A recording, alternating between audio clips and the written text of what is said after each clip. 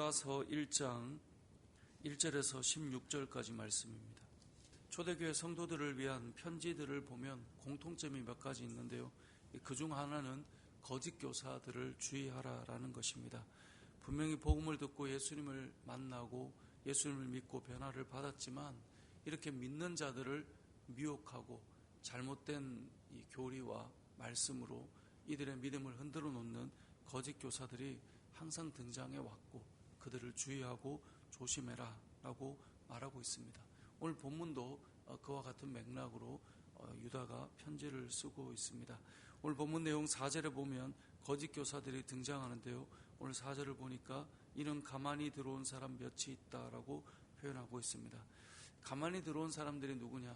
바로 잘못된 교리와 또 이단과 같은 사람들의 특징을 보여주는 모습이죠. 항상 이단과 거짓 교사들의 출발은 조용히 들어옵니다. 실제로 그 마음은 흔들어 놓으려고 들어온 것이지만 바로 등장하지 않습니다. 조용히 들어와서 그들과 사귐을 가지고 그들과 함께하는 시간들을 가지다가 그러다가 조금씩 그들의 본색을 드러내게 됩니다. 그래서 조용히 들어오죠. 4절에 가만히 들어오죠. 하지만 결국은 그들이 무엇을 하는가? 8절에 보면 꿈꾸는 이 사람들, 이들이 가만히 들어온 사람들인데요. 이들이 하는 특징이 있습니다. 첫 번째는 그와 같이 육체를 더럽히고, 두 번째는 권위를 업신여기고, 세 번째는 영광을 비방한다라고 말씀하고 있습니다. 육체를 더럽히는 것이 무엇인가를 보면 그 당시에는 율법주의자들이 있었지만 그 반대로 한번 예수 믿으면 그 믿음 때문에 그 어떤 죄를 지어도 상관없어. 하나님이 다 용서하셔. 이렇게 믿음을 방종으로 바꾸고 육신의 쾌락을 또 육신의 어떤 즐거움을 향해 나아가도 전혀 문제가 되지 않는 것처럼 하는 자들도 있었습니다. 오늘 본문에 등장하는 미혹하는 자들의 특징이 그러합니다. 왜 우리가 신앙생활 할 때 그 정도도 충분해. 그만큼만 해도 훌륭한 거야. 이런 식으로 접근하여서 믿음이 흔들리고 있고 신앙생활이 무너지고 있고 하나님 앞에 온전히 서지 못하고 있는데도 괜찮다는 거예요. 그게 위로인 것이고 그게 훌륭한 것이라고 늘 생각하는 것이죠. 예배는 무너지고 있고 신앙생활은 약해져가 있고 점점점 하나님을 멀리 이렇게 멀어지고 있는데 하나님과 그럼에도 불구하고 괜찮아. 그 정도만 해도 됐어. 그렇게 한다고 하나님께서 너를 버리시겠어? 이렇게 접근하며 신앙을 흔들어 놓는 거죠. 당시에도 그런 말들로 육체의 즐거움과 쾌락을 향해 나아가는 자들을 옹호하고 그렇게 믿음의 자리를 점점 떠나가게 만드는 그러한 잘못된 미혹하는 거짓 교사들이 있었던 것이죠. 뿐만 아니라 이들은 육체를 더럽힐 뿐만 아니라 권위를 업신여겨요. 이단들의 특징은 항상 권위를 업신여깁니다. 교회 공동체의 권위로 하나님께서 세우신 목회자나 리더십의 질서들이 있는데 그걸 흔들어 놓는 거예요. 물론 그런 잘못된 빌미를 제공하는 그런 목회자나 교회 리더십이 나오는 것은 그 자체가 문제일 수 있습니다. 하지만 그것이 점점 우리의 마음속에 그봐 목사들은 다 이래. 그봐 리더십들은 다 이래. 그렇게 해서 조금씩 권위를 점점 흔들어 놓는 것이죠. 그래서 오늘 본문의 두 번째 권위를 업신여긴다라고 하는 것. 교회 공동체에 들어올 이단들은요. 처음에는 너무너무 잘해요. 근데 시간이 지나 보면 그 권위를 흔들어 놓아요. 권위를 흔들면 결국은 믿음의 사람들의 수많은 사람들을 흔들어 놓을 수 있기 때문에 권위를 업신여기는 것이죠. 그 다음 세 번째는 영광을 비방한다라고 되어 있습니다. 이 영광을 비방한다라는 것이 어떤 뜻인가?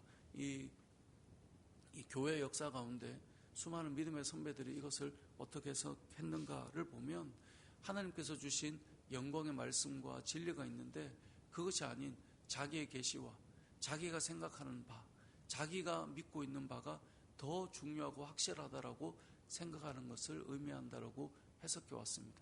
그러니까 하나님께서 우리에게 주신 이 말씀과 권위가 있는데 그 영광보다 자기 계시가 더 큰 거예요.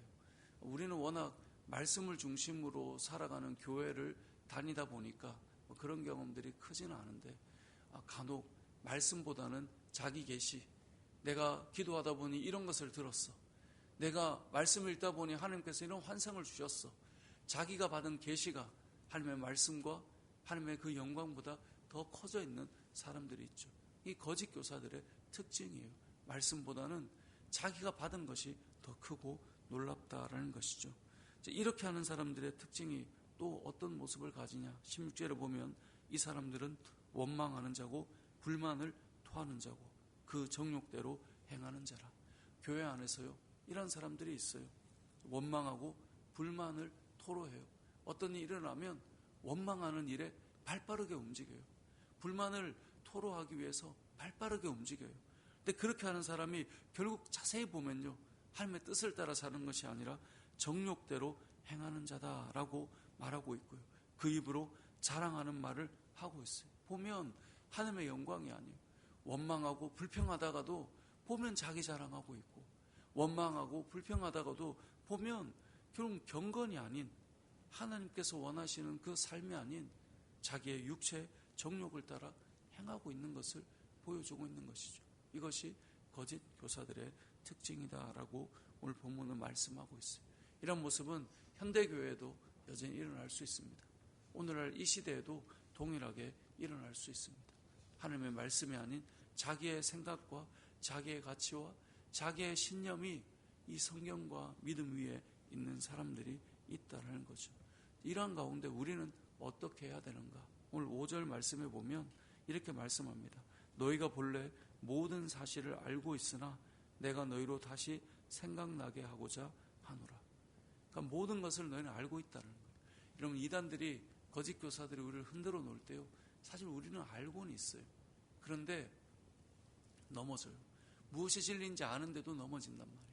그래서 이 유다가 어떤 마음을 가지고 편지를 씁니까? 본래 다 알고 있는데 내가 너희로 다시 생각나게 하고자 하노라.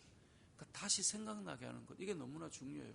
여러분, 신앙생활은 우리가 사실 너무나 잘 알고 있어요. 근데 그걸 또 생각하게 하고 또 생각하게 하는 거예요. 제가 멘토였던 목사님이 이제 지난주에 은퇴를 하셔서 잠시 어제 통화를 했는데 이런저런 얘기를 나누는데 그분이 참 많이 했던 말이 있어요. 강단에서 늘 했던 말이 있어요. 중요한 것은 반복해서 기억해야 된다. 목회자 후배들에게는 그런 말 많이 했어요. 중요한 것은 반복해서 알려줘야 된다. 반복해야 된다. 오늘 유다가 그 얘기를 하는 거예요. 너는 이미 알고 있는데 다시 생각나게 해주겠다는 거예요. 또 얘기하고 또 얘기하는 거예요. 그럼 기도가 중요하다는 이야기를 한 번 듣고 우리가 늘 기도하나요? 그렇지 않아요. 또 알지만 또 듣는 거예요. 말씀이 너무나 중요하다. 우리는 알고 있지만 또 듣는 거예요. 또 마음에 되새기는 거예요. 한 해가 시작될 때 무엇이 중요한지 사실은 우리는 늘 알아요. 근데 또 생각하고 또 기억하는 것입니다. 이단은, 거짓 교사들은 늘 새로운 뭔가를 새롭게 현혹시키는 말들을 가져오고 그걸로 흔들어 놓습니다. 하지만 우리가 아는 것이 진리입니다. 그리고 오늘 본문에 보면 너무나 중요한 말씀이 나오는데 3절에 보면 이런 표현을 해요. 성도에게 단번에 주신 믿음의 도를 위하여 힘써 싸우라. 성도에게 주신 믿음의 도를 위해 싸우라라고 말하지 않고요. 단번에 주신 믿음의 도를 위해 싸우라는 거예요. 이게 무슨 말일까요?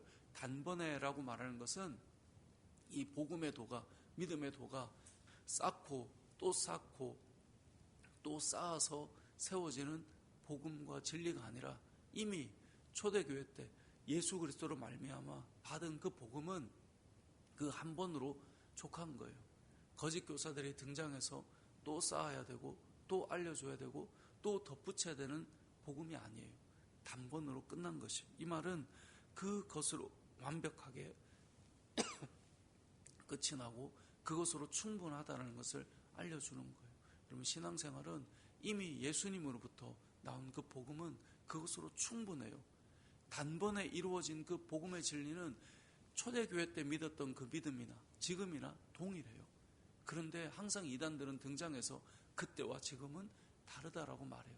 덧붙여야 될 뭔가가 있는 것처럼 말해요. 그렇지 않아요. 단번에 우리에게 주신 믿음의 도를 위하여 힘써 싸우라. 우리가 이것을 기억하고 이미 우리가 알고 있지만 다시 생각하고 또 곱씹으며 우리가 이 복음을, 이 믿음을 다시 한번 정리하고 힘써 싸워 또 세워나가야 될 텐데요. 끊임없이 잘못된 믿음이나 흔드는 사람들은 등장합니다. 그들은 불평하게 하고 원망하게 하고, 근데 잘 보면 자신은 정욕을 향해 살고 있고 자신은 자기의 계시와 자기 감정으로 살고 있는데 그것이 진리가 아니라 우리가 들었던 예수 그리스도의 복음과 그 진리를 잘 신뢰하고 믿음으로 또 살아갈 수 있는 그런 저와 여러분의 삶이 되시길 주님의 이름으로 축복합니다. 아멘.